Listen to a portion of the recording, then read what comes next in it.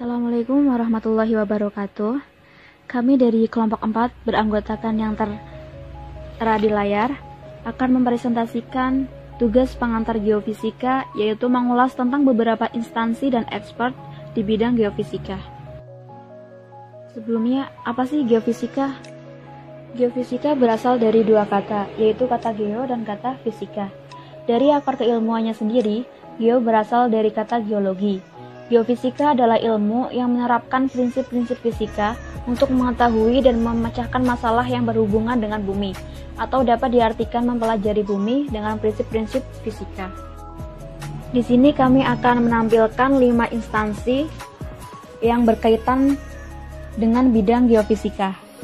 Yang pertama ada BMKG Cilacap, yang kedua ada LIPI, yang ketiga PT Pertamina, yang keempat Batan, dan yang kelima Geodipa. BMKG Cilacap. BMKG merupakan singkatan dari Badan Meteorologi, Klimatologi, dan Geofisika. Merupakan sebuah lembaga pemerintah non-departemen di Indonesia yang melaksanakan tugas pemerintah di bidang meteorologi, klimatologi, dan geofisika. BMKG Cilacap merupakan salah satu cabang stasiun dari Balai BMKG Besar Ciputat atau yang berada di wilayah 2. BMKG Cilacap memiliki tugas yaitu melakukan pengamatan, pengelolaan data, dan pelayanan informasi dan jasa cuaca, iklim, dan gempa bumi di wilayah Barling Mas Cakep, yaitu Banjarnegara, Purbalingga, Banyumas, Cilacap, dan Kebumen. Kegiatan baru-baru ini stasiun BMKG Cilacap membuat dan memfungsikan sebuah alat yang diberi nama ADCP atau Acoustic Doppler Current Profiler, di mana alat ini memiliki banyak fungsi yang salah satu diantaranya untuk mengukur kekuatan arus di laut. Yang kedua ada LIPI. LIPI atau Lembaga Ilmu Pengetahuan Indonesia merupakan sebuah lembaga pemerintah non-kementerian Republik Indonesia yang dikoordinasikan oleh Kementerian Negara Riset Teknologi dan Pendidikan Tinggi. Berikut merupakan struktur organisasi yang terdapat di LIPI. LIPI banyak menaungi bidang penelitian yang salah satunya ialah di bidang ilmu kebumian, di mana dalam bidang ilmu kebumian terbagi menjadi beberapa bidang, yaitu penginderaan jauh, budidaya dan perikanan, ekosistem laut dan konservasi, eksplorasi sumber daya alam, gempa dan mitigasi bencana. Menurut keputusan Presiden nomor 103 tahun 2001, LIPI memiliki fungsi yaitu pengkajian dan penyusunan kebijakan nasional di bidang penelitian ilmu pengetahuan, penyelenggaraan riset keilmuan yang bersifat dasar, penyelenggaraan riset inter dan multidisiplin terfokus, pemantauan, evaluasi kemajuan dan penalaran kecenderungan iptek. Kemudian ada PT Pertamina. PT Pertamina merupakan sebuah BUMN yang bertugas mengelola penambangan minyak dan gas bumi di Indonesia. BUMN merupakan perusahaan yang dimiliki baik sepenuhnya, sebagian besar maupun sebagian kecil oleh pemerintah dan pemerintah memberi kontrol terhadapnya. Kegiatan usaha Pertamina meliputi eksplorasi dan produksi minyak, gas, dan panas bumi. Untuk kegiatan eksplorasi dan produksi minyak dan gas dilakukan di beberapa wilayah Indonesia maupun luar negeri. Belakangan ini, PT Pertamina memenangkan beberapa penghargaan dari ajang The 12 Global CSR Awards 2020, yang salah satunya ialah dalam kategori Best Environmental Excellence Awards, di mana PT Pertamina memenangkan medali emas dengan programnya yang memiliki tema. Pertama, program pengelolaan sampah berbasis komunitas melalui bank sampah. Yang kedua ada program Wiralodra atau Wilayah Masyarakat Pengelolaan Daur Ulang Sampah yang diinisiasi Pertamina RU 6 Balongan. Kemudian ada Batan. Batan atau Badan Tenaga Nuklir Nasional adalah lembaga pemerintah non-kementerian Indonesia yang bertugas melaksanakan tugas pemerintah di bidang penelitian, pengembangan, dan pemanfaatan tenaga nuklir sesuai ketentuan undang-undang yang berlaku. Selain memiliki tugas, Batan juga memiliki fungsi, diantaranya pengkajian dan penyusunan kebijaksanaan nasional di bidang penelitian, pengembangan, dan pemanfaatan tenaga nuklir. Yang kedua, koordinasi kegiatan fungsional dalam pelaksanaan tugas Batan. Kemudian fasilitas dan pembinaan terhadap kegiatan inisiasi pemerintah di bidang penelitian, pengembangan, dan pemanfaatan tenaga nuklir. Kemudian penyelenggaraan pembinaan dan pelayanan administrasi umum di bidang perencanaan umum, ketatausahaan, organisasi dan tata laksana, kepegawaian, keuangan, kearsipan, hukum, persandian, perlengkapan, dan rumah tangga. Batan memiliki 3 reaktor nuklir yang berada di Indonesia. 2 diantaranya sebuah reaktor kelas kecil yaitu Taiga Mark II dan sebuah reaktor nuklir 30 MW di Serpong.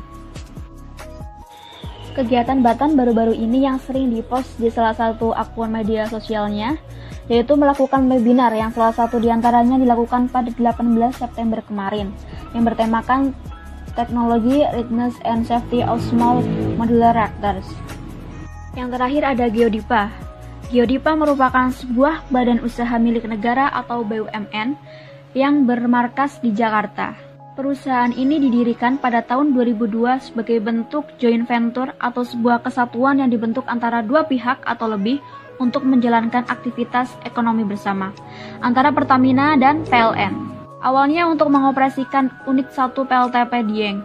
Pada tahun 2011, pemerintah menyerahkan 66,67% saham Geodipa Energi yang dipegangnya kepada pemerintah Indonesia sehingga perusahaan ini resmi menyandang status persero.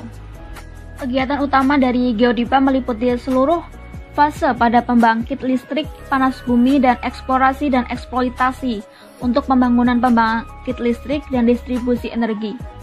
Baru-baru ini Geodipa membuat proyek pembangunan pembangkit listrik tenaga panas bumi atau PLTP Dieng Unit 1 dan PLTP Patuha Unit 2. Yang dimana proyek tersebut mendapat banyak dukungan dan banyak pihak diantaranya Kementerian Keuangan Republik Indonesia dan PT Penjamin Infrastruktur Indonesia.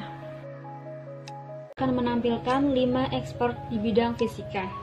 Yang pertama ada Profesor Dr. Terry Mart yang lahir di Palembang pada tanggal 3 Maret 1965. Beliau merupakan ilmuwan fisika nuklir dan partikel. Saat ini, beliau mengabdikan diri sebagai guru besar dan dosen di Departemen Fisika FMIPA Universitas Indonesia. Beliau aktif dalam kegiatan pengembangan ilmu pengetahuan, teknologi, dan seni, baik dalam skala nasional maupun internasional. Beliau melakukan penelitian mengenai perkembangan partikel kaun yang disebut sebagai partikel aneh, karena bila diproduksi, partikel kaun ini selalu berdampingan dengan hiperon. Selama kurang lebih 32 tahun, beliau berusaha meneliti partikel kaun, yang akhirnya hasil kerja kerasnya mendapatkan apresiasi dari Lembaga Ilmu Pengetahuan Indonesia atau LIPI. Selain itu, beliau juga mendapatkan penghargaan sebagai Ganesha Widya Jasa Adi Utama dan penghargaan Habibie Award pada tahun 2001 dari Lembaga Penelitian ITB di bidang ilmu pengetahuan dasar. Yang kedua ada Profesor Dewi Korita Karnawati. Beliau lahir di Yogyakarta pada tanggal 6 Juni 1964. Beliau merupakan Kepala Badan Meteorologi, Klimatologi, dan Geofisika Indonesia, menggantikan Dr. Andi Eka Sakya. Sebelum menjabat menjadi Kepala BMKG, beliau menjabat sebagai Rektor Universitas Gadjah Mada selama lebih dari 2 tahun. Beliau sangat aktif dalam mempromosikan dan mengembangkan Multi-Hazard Early Warning System dan sangat dihormati sebagai salah satu tokoh kunci dalam penyiapan keputusan Presiden tentang penguatan dan pengembangan sistem informasi gempa bumi dan peringatan dini tsunami. Sejak tahun 2015, Profesor Rita telah ditunjuk sebagai Wakil Presiden International Consortium on Landslides. Dalam posisi seperti itu, beliau secara aktif mempromosikan dan mengembangkan integrasi sensor teknis dan sensor manusia untuk sistem peringatan dini hidrometeorologi, di mana salah satu produk inovatif timnya telah menjadi referensi internasional pada tahun 2018. Data terbaru yang kami dapat pada tanggal 14 September tahun 2020, Profesor Rita menjadi narasumber dalam sesi wawancara Biofone dengan liputan6.com untuk headline Waspada Klaster Banjir, bagaimana menekan COVID-19 di tengah bencana. Nah, untuk ekspor selanjutnya, ini termasuk sangat familiar, yaitu Profesor Dr. Mikrajuddin Abdullah. Beliau lahir di Kabupaten Dompu, Nusa Tenggara Barat pada tanggal 18 Oktober 1968. Beliau adalah seorang ahli fisika nanomaterial Indonesia dan dosen tetap di Institut Teknologi Bandung. Beliau menempuh pendidikan S1-nya di FMIPA ITB tahun 1992 dan melanjutkan studi magister di ITB sampai tahun 1996. Kemudian tahun 2002 beliau mendapatkan gelar doktor di Hiroshima University, Jepang. Fokus utama riset selama berkuliah di Jepang adalah sintesis dan karakterisasi nanomaterial dan pengembangan teori yang terkait dengan nanomaterial. Sejak lulus dari studinya di Jepang, beliau terus menghasilkan karya-karya yang besar bagi perkembangan ilmu pengetahuan, khususnya dalam bidang fisika.